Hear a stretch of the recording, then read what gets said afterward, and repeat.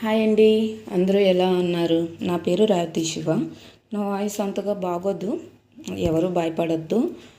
చూడండి, చాలా పువ్వులు ఉన్నాయి. ఇవి మా అత్త పంపించారు. రేపు వాళ్ళ అమ్మాయిది శ్రీమంతం. కొంచెం కుట్టమ్మా అనేసి అని అన్నారు. సరే అత్త పంపించు, నేను కుడతాను అనేసి అన్నాను. చూడండి, చాలా ఉన్నాయి.